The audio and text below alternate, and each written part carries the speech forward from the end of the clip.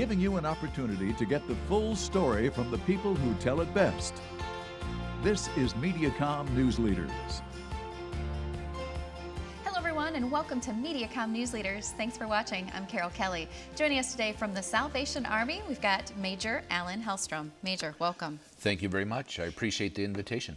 So you do service all throughout the year, and specifically during the summer months, you do the summer food service program. Tell us about that. Yes. Well, the summer food service program is offered by the USDA as a grant to help feed kids who are out of school in the summertime. Of course, during the school year, they have their school lunch program, and they are fed often breakfast and lunch at school. And what do low-income families do during the summer?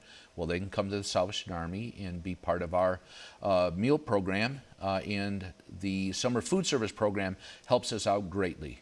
Tell us about how many children you typically see throughout the summer. Yes, part of the amount of kids that come from our day camp program. We serve up to 40 kids in our summer day camp program.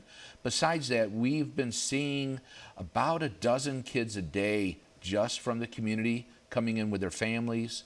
And so all in all, for our Meals with Love program, we served 33,726 adults and children last year. The amount of children last year just for the summer, 3,100 kids. Wow. Tell us also about how families that want to partake in this program, how do they do that? Well, we don't ask for any ID or financial information. It's free to the community. Our Meals with Love program is free to the community. Sometimes, to qualify for a program, you have to fill out these forms and get your income and qualify. Well, it's assumed that if you're coming to the Salvation Army to receive a meal, that you qualify, and I will tell you they do qualify. And so you just come to 1000 C Avenue either for breakfast or lunch. We serve breakfast every weekday from 8 to 9 and lunch from 12 to 1. And families, individuals, and of course we want to see the children and help them. You talked a little bit about the hours of these meals. Tell us a little bit about what people should bring with them if they wanted to take in a meal. Just come on down. There is nothing really to qualify.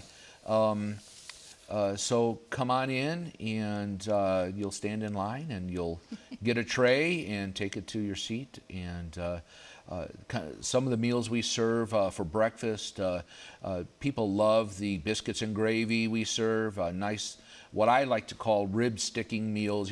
It stays with you for a while, and you get that nutrition.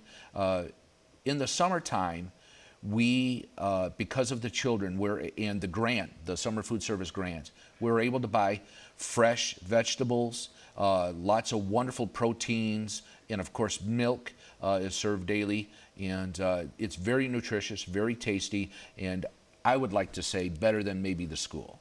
Tell us about also, you mentioned the day camp.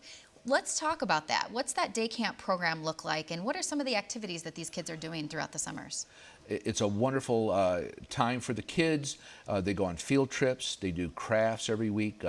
When I was leaving, I heard them singing downstairs in our day camp area. We have a gym. We have a computer lab. One of the unique things we're doing is partnering with Barnes & Noble. They have a program where if a child reads 8 books through the summer, they can get a free book at the end of the summer. That's great. Tell us about ways that the community can help. How can we help you to do good? Well, besides praying for us every day, people can volunteer. We need people who can come in and help keep count.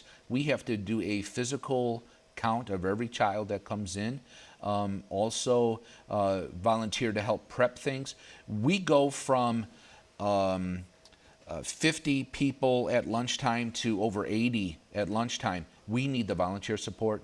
And of course, if you want to volunteer, call us at 319-364-9131. Well, it's always a pleasure. Where can someone go to learn about your services and activities that you have coming up, or how someone could support? The best way is go to our Facebook site, the Salvation Army Cedar Rapids, and we'd love to meet you there. Well, it's always a pleasure. Thank you, Major, for joining us. And thank you. This has been Mediacom News Leaders, your opportunity to get the full story from the most reliable sources, exclusively on Mediacom News Leaders.